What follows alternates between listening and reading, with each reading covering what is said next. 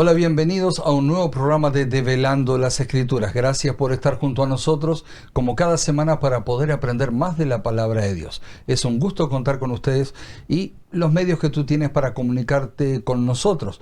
Es a través del WhatsApp más 1-801-499-1334. También lo puedes hacer a través de las redes sociales, ¿sí? Facebook, YouTube. Puedes también hacerlo por correo electrónico, que es nvdesierto@gmail.com. Van a ir apareciendo y aparecen al final del programa también. Y a su vez, no olvidarse que también nos pueden escuchar a través de Radio Messer. Así es, ¿verdad? por supuesto, que sea tu compañera las 24 horas del día si estás despierto. Exactamente. Digo, esperemos que no estén despiertos 24 horas. Sí, que descansen, ¿no? por favor, sí, hay que descansar un poco. Que las otras horas que no estás durmiendo y en las que podés escuchar la radio, en vez de estar escuchando cualquier otra emisora, escuchar Radio Messer, que trae cosas muy, pero muy edificantes. Así es, así es. Y Alba, hemos estado estudiando durante varios programas y seguimos y vamos a seguir. Sí. Continuamos con el libro de Apocalipsis. Exacto, Daniel y Apocalipsis, pues, estamos viendo las dos cosas y Daniel, estamos viendo cosas muy, pero muy interesantes, y el programa de hoy también va a ser muy interesante porque hay mucha cosa. Digo, no pretendemos agotar, ¿verdad? El conocimiento de la palabra, no pretendemos agotarlo, pero sí queremos tratar de llegar a lo más profundo que podamos dentro de las posibilidades que tenemos de tiempo y demás. Así es. Pero nosotros sabemos que hay alguien que sí nos puede enseñar. Así es. Pero hay dos cosas que primero, si ya tienes tu Biblia, para darnos cuenta de realmente lo que dice la Biblia, no lo que dice Alba, lo que dice Daniel, sino lo que dice la Biblia. Y toma papel y lápiz también si quieres, por así de esa forma puedes tomar nota y buscar más información. Porque últimamente en nuestros programas hemos comentado muchas cosas de historia. Muchísimas. La historia comprueba lo que dice la Biblia. Y hoy no va a ser la excepción. Hoy no va a ser la excepción, porque las profecías, justamente la historia se encarga de irlas comprobando. Por supuesto. Y nosotros tenemos que recurrir, como no lo vivimos en aquel tiempo nosotros, tenemos que recurrir indefectiblemente a la historia, investigar, buscar información y ver si las cosas realmente fueron así. Así es. Pero sin más, ¿comenzamos con una oración? Vamos, ahí está. Bendito Padre, le agradecemos por estar junto a nosotros. Gracias por estar aquí para enseñarnos. Y Señor, que todos juntos podamos aprender más de su palabra. Señor, ayúdanos a entender el mensaje que usted tiene preparado para nosotros y enséñanos en este momento, Padre. Sí, en su nombre, amén, amén. El programa pasado habíamos estado viendo algunos pasajes acerca del capítulo 8 de Daniel. Así es. Y es interesante porque nos dio muchísima información que nosotros tuvimos que, como dijimos anteriormente, buscar en la historia, ¿verdad? Para ver si estas cosas eran así. Y encontramos que sí, que efectivamente todo lo que la Biblia estaba diciendo se fue cumpliendo. Pero habíamos llegado ni más ni menos que a un pasaje que está justamente en el versículo 14. Perdón. No es en el versículo 14. Yo me confundí. No fue el capítulo 8 que estuvimos viendo, sino fue el capítulo 7 que estuvimos viendo. 7, perdón, no fue el capítulo 8. Ya me quería adelantar.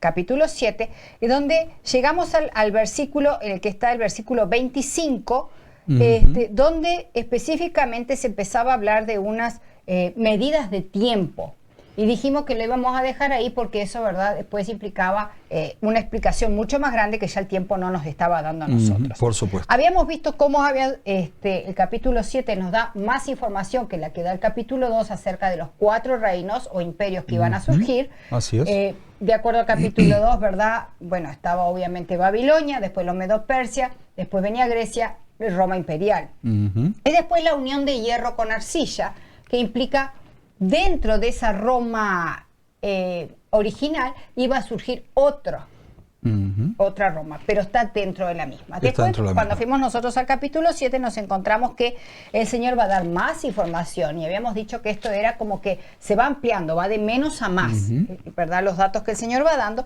Y aquí el Señor nos fue mostrando distintas bestias o animales, y la cuarta, el profeta no puede encontrar ningún animal con el cual asociarla como para que nosotros tengamos una mejor idea. Es más, esta decía que era una bestia espantosa, terrible, para eso pueden ir al versículo 7, pero hace referencia a los dientes de hierro que devoraba y desmenuzaba hierro. Las piernas de hierro eran Roma, recuerdan la estatua. Hierro nuevamente. Dice, y era muy diferente que todas las otras bestias. Ella tenía 10 cuernos. De esos 10 cuernos, mientras Daniel está observando, hay 3 que son arrancados, y nosotros ya vimos lo que significaba eso, para que surja uno. Así. Y si no lo viste, busca nuestros programas anteriores para que te quede bien en claro. Exacto. Y nosotros vimos también, como dice el versículo 24, que estos 10 cuernos eran 10 reinos, 10 reyes, y que después surgiría, al derribar a 3 reyes, después surgiría, y vimos que los 3 que derriba eran los érulos, los vándalos y los ostrogodos, los va a derribar para crecer entonces ahora este otro cuernito, que parece muy inocentón, pero ya el versículo 25 dice que hablará palabras contra el Altísimo, a los santos del Altísimo quebrantará, pensará en cambiar los tiempos y la ley, y ahí donde nosotros empezamos a dejar, y serán entregados en su mano hasta tiempo y tiempos y medio tiempo. ¿Qué es lo que está significando eso, Daniel? Bueno, aquí hay varias cosas a considerar. Primeramente, estamos en una profecía. Por lo tanto, los tiempos no se cuentan literalmente, sino que ha de emplearse el método de interpretación para saber cuánto tiempo sería esto. Y la misma palabra nos da la clave interpretativa de a cuánto equivale este tiempo. ¿Va quedando claro? ¿Sí? Más allá de que las versiones actuales ya dicen directamente en años cuánto tiempo es. Es cierto, yo tengo una versión que directamente en vez de poner tiempo, tiempos y medio tiempo, dice son tantos años. Así no voy a es. decir cuántos porque quiero que tú reveles. No hay problema, no hay problema. Y tanto en este pasaje, ¿sí?, como en Daniel 4:19, se usa la misma palabra aramea para tiempo. Tal vez sería bueno leerlo. Daniel 4:19, ¿sí? Dice, entonces Daniel, cuyo nombre es Belsasar, quedó atónito casi una hora y sus pensamientos lo turbaban. El rey habló y dijo, Belsasar, no te turbe ni el sueño ni su interpretación. Belsasar respondió, Señor mío, el sueño ya es para tus enemigos y su interpretación para los que mal te quieren. Y después, es interesante porque cuando él empieza a decir todo esto, él habla y usa la palabra tiempos, en el versículo también 29. Así es. ¿Verdad? Y a su vez cuando él le da la interpretación al rey de qué es lo que iba a pasar con ese árbol, todas las veces que usa la palabra tiempos, usa la misma palabra que está puesta acá en este pasaje de Daniel. Así es. Y como decíamos, Alba, la misma palabra aramea, ¿sí?, para tiempo es idan, o sea, con doble D, que significa año. ¿Ok? Una prueba de esto la tenemos en que la misma Septuaginta, al hablar del tiempo que Nabucodonosor tuvo la experiencia de alineación, dice que fueron 7 años. Hecho que también después la arqueología se encargó de comprobar.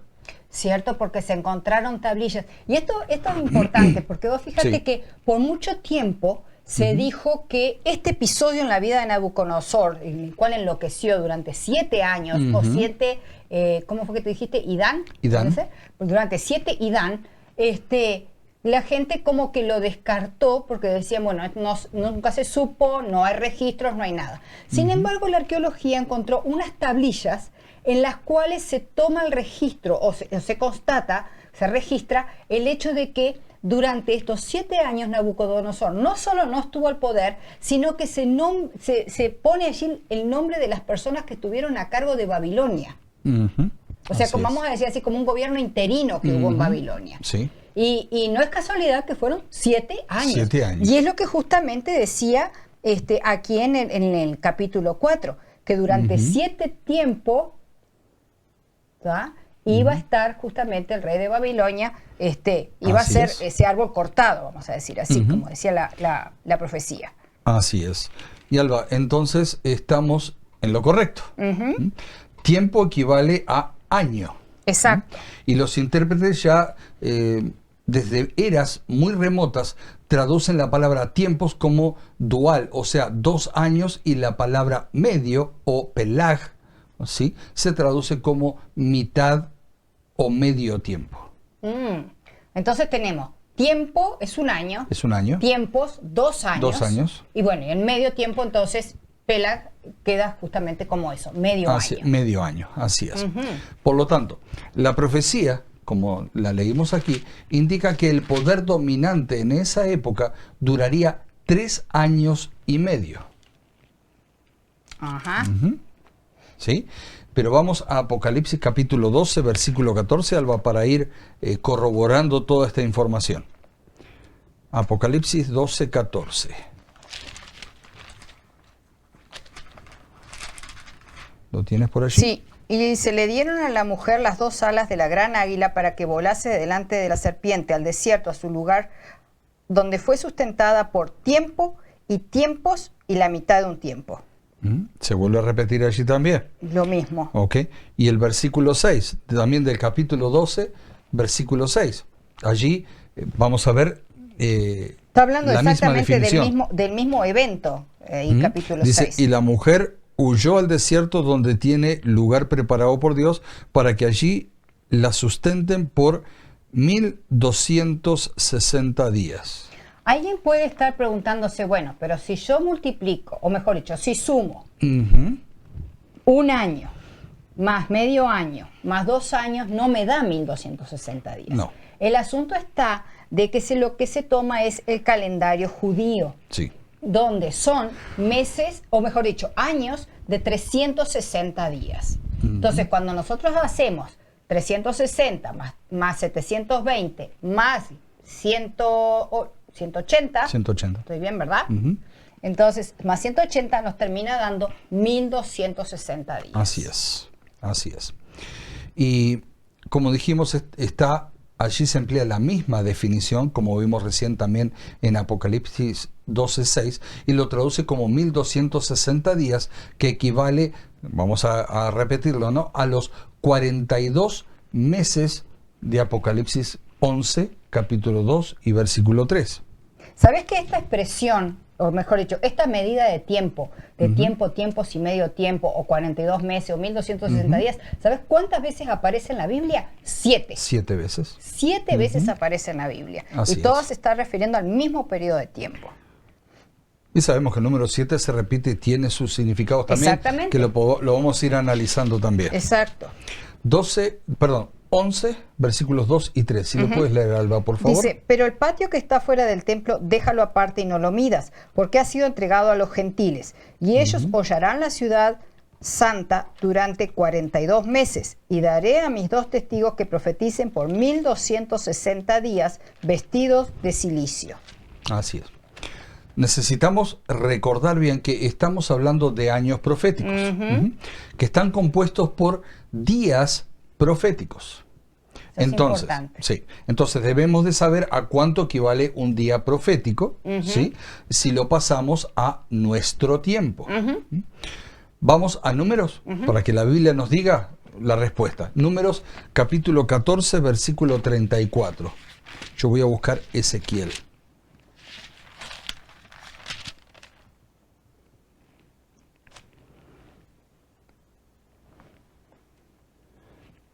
Acá hay una profecía en Números 14:34 y justamente utiliza el factor tiempo y nos da la clave. Dice, conforme al número de los días de los 40 días en que reconocisteis la tierra, llevaréis vuestras iniquidades 40 años, 1 año por cada día, y conoceréis mi castigo. Cuando está hablando de profecía, de acuerdo a lo que dice en Números 14:34, un día es 1 año. Así ¿Qué es. dice tu pasaje? Ezequiel capítulo 4, versículo 6.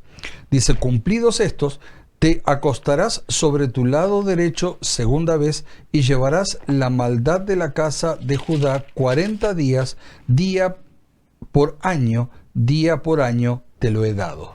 Así que entonces queda bien claro, digo, que en profecía, Sí. y esto es importante recalcarlo, en profecía, Sí. o sea, esto no es algo que nosotros lo podemos aplicar, por ejemplo, a Génesis cuando habla de la creación en 6 días. Entonces día por año son 6.000 años. No, esto es en profecía, el día por año es lo que rige. Un día de profecía, un día profético, equivale a 1 año. Así es. Como tú decías, Sara, que quede bien claro entonces que un día profético equivale a un año nuestro de hoy. Por lo tanto, los 3 años y medio o 1260 días son 1260 años. Además, por otra parte, digo, es, vamos a decir así, irrisorio de alguna forma si nosotros quisiéramos decir, bueno, 3 años y medio. Cuando tú vas a la historia, en esos 3 años y medio no encontrás nada. Que tú puedas decir, oh, cumplió la profecía de acuerdo a lo que decía acá. Porque tenemos que ver todas las características de esta profecía y decir, bueno, tiene que haber evento o eventos Así es. que encajen exactamente con este tiempo y que cumplan. Y cuando tú vas a la historia, simplemente con 3 años y medio, no encontrás nada. Absolutamente nada. Así que es. pueda probar de acuerdo a lo que dice el texto. Por supuesto. Habíamos mencionado con anterioridad también que Justiniano es quien hará de trampolín para que esta fuerza eclesiástica sea impulsada a crecer en gran manera. Es cierto. ¿Ok? Y si bien él lo había decretado en el 533 después de Cristo, dijimos que no sería hasta el 538 después de Cristo donde tras el destierro de Roma y derrota de los ostrogodos y su arrianismo, ¿sí? Que el representante eclesiástico pueda comenzar a ejercer todo el dominio que ahora pasaba a ser universal, dado que las iglesias de Oriente también se tornaron en esa religión. Exacto, no olvidemos que Justiniano, otra de las cosas que hace es unir las iglesias de Occidente con las iglesias de Oriente, sí, ¿verdad? Entonces ahora lo que se quería, ya tenían un gobierno único, o sea, una religión única que tenía que tener un gobernante único. Y Justiniano justamente es el que da esa, como tú bien dijiste, fue el trampolín para el que puntapié inicial, o sea, y ahí, a partir de ahí se viene dando todo así. Exactamente, exactamente. A partir de ahí comienza con todo. Y por eso, de ahí en más, el poderío y fuerza con que comenzará a regir serán sin precedentes y confirmará los cambios que ya había comenzado a hacer, y a todo aquel que se le oponga, ¿sí?, le costará el castigo y la muerte. Sí. Era tan firme, tan... Sí, sí. que terminaban en la muerte aquellos que iban en contra de lo que él quería. Y recuerden de lo que este poder eclesiástico. Claro, sí. Y recuerden que habíamos dicho que cambiaría los tiempos y la ley, como afirma Daniel 7:25. Sí. ¿Okay? Sí, dice, y hablará palabras contra el Altísimo, y a los santos del Altísimo quebrantará, y pensará en cambiar los tiempos y la ley. Ok. Y así tenemos también, Alba, y para quienes nos están escuchando, que el día de reposo, sábado, fue observado por los creyentes del Edén hasta los años... Sí, desde el Edén, perdón, sí, desde la creación, hasta los años 135 a 150 después de Cristo. No había habido cambios todavía. Desde el Edén hasta ese momento se guardaba el día sábado. ¿Ok? Y es en estas fechas cuando los cristianos, por miedo a ser confundidos con la religión judía, que se había desperdigado mucho, desprestigiado también, sí, y esparcido un poco también, ¿no? Comenzaron a marcar una diferencia, pasando a observar el primer día de la semana. O sea, no quisieron que los identificaran. Así es, para pasar desapercibido, para no terminar muertos. ¿Ok? Y muchos observaron los 2 días por muchísimo tiempo. Se guardaban el sábado y el domingo también. Y en el siglo III encontramos que Tertuliano encontró que Cristo no había anulado la santidad del sábado, pero ya en el siglo IV, el primer día de la semana había ganado preferencia entre los creyentes y el concilio en el concilio de la Odisea, con fecha del 364 después de Cristo, en el canon 29 del mismo, que se estipula que se ha de trabajar en sábado y observar oficialmente el primer día de la semana como sagrado. ¡Wow! ¡Qué cambios! Radicales. ¡Qué cambios! Digo, fíjate que vamos a decir así, el gobierno judío, la nación judía empieza de alguna forma a venirse abajo, y entonces todo el grupo de aquellos que creían, para no ser identificados, prefieren quebrantar la ley de Dios, Así prefieren, ante el que dirán, optar por cambiar el día de reposo, no seguir fiel a lo que el Señor había mandado, empiezan a observar otro día, hasta que, claro, parece mentira, pero en este caso sí tuvo fuerza el hecho de que, porque todo el mundo lo haga, terminó siendo una ley. Así es. ¿Verdad? Y si bien, como tú muy bien dijiste, Tertuliano reconoce que Cristo no ha anulado el sábado, que no ha anulado la santidad, sino que sigue siendo el día sagrado, en el siglo III reconoce eso, ya como se hizo tan fuerte la observancia de este otro día, sí, terminan en un concilio, y allí en la Odisea terminan entonces aprobando que ese de ahora en más iba a ser el día sagrado. El día sagrado. Así Tremendo. Es. No lo cambia Cristo, pero lo cambiaron los hombres, cumpliendo lo que dice Daniel 7:25. Sí. Y para todos aquellos, ¿no? En caso contrario de los, vamos a decir, aquellas personas que iban en contra de todo eso, se los iba a remover de la congregación. Sí, iban a ser sacados. ¿Sabes qué? Y terminaban. Una de las cosas, fíjate hasta qué punto llegaron las cosas, y que aún hasta nuestros días llega esta repercusión, y te voy a decir por qué. Se consideraba a todas aquellas personas que seguían guardando el sábado como personas que eran judaizantes. Entonces no iban a permitir que hubieran personas judaizantes. Así es. Sino que tenían que ahora volcarse lo que había dicho el concilio de la Odisea. Hoy día, cuando tú hablas acerca del sábado, una de las primeras cosas que te dicen, el sábado era para los judíos. Así es. Cuando nosotros vamos a la Biblia, el sábado está dispuesto mejor dicho, así se lo fue dado a Adán y Eva en el Edén, pero el Señor ya lo observaba antes.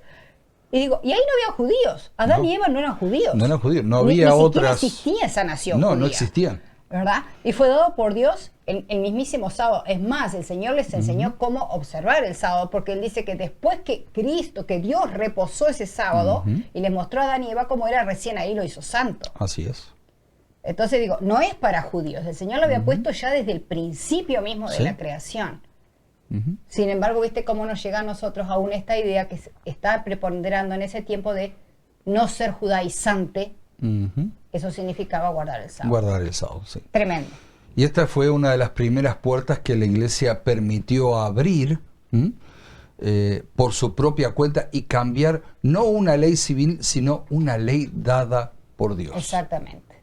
Fue un paso muy grande en ese sentido, digo, en la dirección equivocada, pero dio el paso. Y otra cosa, comentarles también que si tienen dudas, vayan a la historia, busquen allí historia y compárenlo con lo que dice la Biblia, y vamos a darnos cuenta de que era así, que no hay, no tenemos por qué cambiarlo.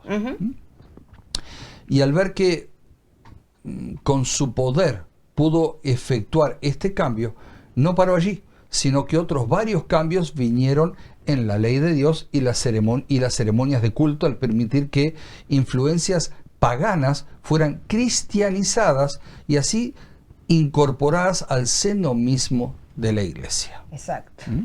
Y esto le costaría la vida a millones de personas que no estuvieron dispuestas a pactar con estas nuevas creencias que se imponían a contrapelo con lo que decían las Escrituras. Entonces allí vemos también que se cumple así lo que dice en el verso 21 y 25 del libro del capítulo que estábamos leyendo recién de Daniel. Sí, el 21 dice, y veía yo que este cuerno hacía guerra contra los santos y los vencía. Y en el 25 dice que iba a cambiar los tiempos y la ley. Y que serían entregados en su mano tiempos y medio tiempo. Así es, así es. Pero volvamos ahora un poquito, otra vez, a hablar un poquito de los 1260 años. Allí vemos que de esta profecía, ¿no? Y vimos entonces que comenzó en el año 538 después de Cristo y llegaría hasta el año 1798 con el accionar del general Berthier. Ya estamos más cerca en la historia, no fue hace mucho. Sí. ¿Ok? Sí, por orden de Napoleón. Correcto. ¿Ok? Pero entendamos que no llegamos a esta situación de una manera abrupta, sino que fue una caída gradual que tuvo la Iglesia de Cristo. comenzó cuando la iglesia, como dice Apocalipsis capítulo 2, versículo 4, leámoslo, así nos queda claro. Apocalipsis 2, versículo 4. Pero tengo contra ti que has dejado tu primer amor. Así es. Allí vemos que perdió su primer amor, como tú dijiste. ¿Cuántos de nosotros a veces no hemos perdido ese primer amor? Bueno, ahí ya se había perdido. Se había perdido. Y lamentablemente lo seguimos perdiendo hoy día. Desgraciadamente sí hay algunas personas que lo pierden, pero todavía están a tiempo. Mientras Todavía están vivas, tiempo. están a tiempo. Así es, siempre hay esperanza. No tienen que seguir los pasos que pasó la Iglesia de Cristo. Así es. Que en vez de alguna forma, por más que el Señor la amonestó más de una vez, que dejara de andar en esos caminos, como lo vimos en cada una de las iglesias que vimos hasta aquí, en vez de hacer eso, no, cada vez se fue hundiendo más, hundiendo más, hundiendo más. En cosas, digo, que no eran lo que el Señor estaba pidiendo. Entonces es hora de que se reaccione, si vemos que estamos perdiendo ese primer amor. Como dijimos, entonces, perdió su primer amor, perdió la pureza de su doctrina y los cambios comenzaron a aparecer por varios lados. De la sencillez de la iglesia de Cristo ahora entramos en un formalismo riguroso y los hombres pasaban a ser los intermediarios entre Dios y los hombres. Y eso no es bueno. Nosotros somos los únicos que tenemos ese acceso libre. Así es. Todos, cada uno de nosotros tiene ese acceso. Y solo tenemos un intermediario. Cristo. ¿Ok? Entendamos que esa posición solo le incumbe a Cristo, como dijimos recién. Y ahora se instaura una jerarquía sacerdotal que antes no existía y la burocracia eclesiástica leuda a pasos agigantados. Así es. Ahora, por ejemplo, es esencial que el obispo esté presente para que las ceremonias se puedan llevar a cabo. Eso es lo que pasaba en ese momento. Era necesario que el obispo tuviera que estar ahí. Y esto comienza a ocurrir con firmeza a partir del año 117, cuando Ignacio de Antioquía lo decreta. Wow, así que pasó a ser ya una ley.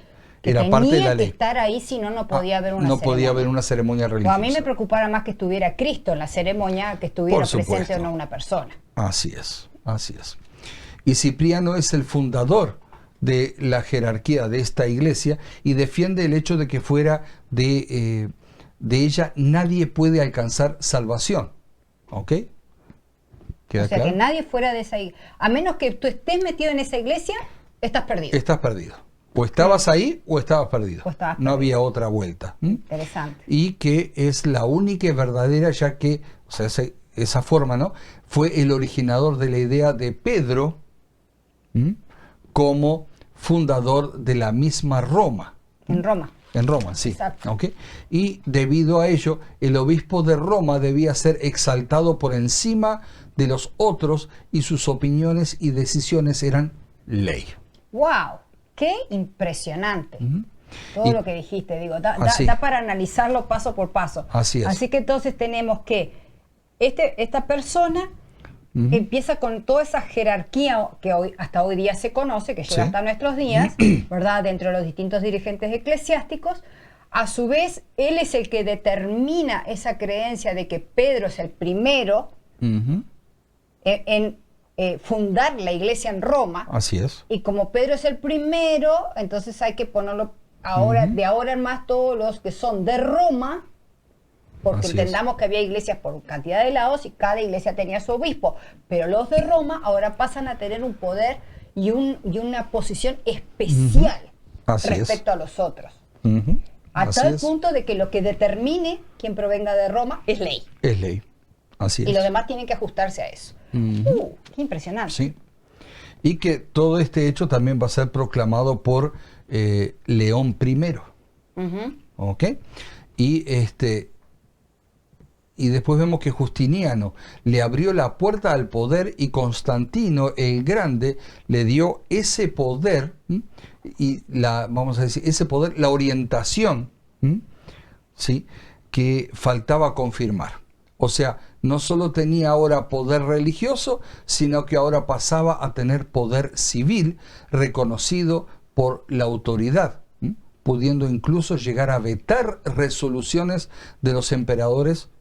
Y León I entonces consiguió un edicto por parte del emperador donde determinaba que las decisiones del Papa tenían fuerza de ley. ¡Wow! ¡Qué impresionante! Digo, Sí. Nos has dado muchos datos, mucha información. Y hay El tiempo mucho se más nos todavía. ha acabado, sí. El tiempo se nos ha acabado, pero creo que sería bueno, más allá de que el tiempo se acabó, que paráramos por aquí Sí, para es. poder procesar todo esto que tú nos dijiste. Porque viene más todavía. Sí, indudablemente, indudablemente tiene que venir muchísimo más. La Porque historia es viene muy ahora un rica. personaje también que se llama Clodoveo, ¿ok? También que entra en Vamos juego a ver también con qué- todo esto. Nos vas a tener que explicar después qué tiene que ver este Clodoveo con todo esto, porque la verdad que son muchas personas las que van a ir influyendo de una y otra forma, porque como tú muy bien dijiste ahí, por ejemplo, Justiniano le da el poder, ¿tá? Que empieza a ejercer a partir del 538, que es el inicio de estos 3 años y medio de la profecía. Así es. 3 años y medio proféticos. Proféticos, Por favor. así es. Entonces, eso por un lado. Pero Constantino ahora orienta ese poder. Ujú. ¿Y dónde lo orienta? No solo para darle el poder a nivel eclesiástico, sino que también lo orienta hacia el lado civil. Civil Entonces también. está uniendo la iglesia con el Estado y le está dando un poder sin precedente. Por supuesto. Yo creo que Constantino en ningún momento se figuró hasta dónde iba a llegar ese poder que le estaba entregando. Porque fíjate que, como tú muy bien dijiste, llega a poder vetar la orden de un emperador. Y eso Así es mucho. Es mucho. Es mucho. Eso es mucho. Me encantó lo que vimos hasta acá. Digo, y cómo eso nos va a ir guiando Así es. paso a paso a través de esta profecía, y vamos a poder entender un montón de cosas que parecen que no tuvieran como mucho sentido cuando uno los lee así literalmente, pero como son símbolos proféticos y demás, Así es, Alba. adquieren todo el Es sentido. mucha- Dios sí. tiene sabiduría en revelar las Por cosas. supuesto, así es. ¿Ok? ¿Qué te parece si oramos? ¿Terminamos? ¿Sí? Querido Padre que está en los cielos, gracias Señor por haber puesto en su palabra cosas tan importantes, Señor, y por haber puesto las llaves para abrir la misma profecía, porque ella se Amén. interpreta, ella se muestra a nosotros. Así Gracias es. Señor, porque de esta forma no tenemos necesidad de caer en cosas que no son reales, sino que gracias Padre porque usted nos permite ver cuál es la iglesia que usted quiere que se mantenga sobre esta tierra y usted quiere que pertenezcamos a ella. Ayúdenos, Padre, a no dejar nuestro primer amor, porque ya vimos el riesgo que se corre, que otras cosas se metan en el camino, que otras cosas se metan en nuestra mente y que dejemos de seguir la verdad que usted nos ha dado. Amén. Ayúdenos a estar firmes en usted y guíenos en cada paso. En el nombre de Jesús. Amén, amén y amén. Amén, amén, amén. Gracias por haber estado junto a nosotros estudiando la palabra de Dios y te invitamos cada semana a poder hacerlo. Recuerda, lo puedes encontrar en las redes sociales, en nuestras Voces en el Desierto, ¿sí? Y también lo puedes hacer escuchando Radio Messer. Así que nuevamente gracias, bendiciones para cada uno de ustedes y será hasta la próxima semana.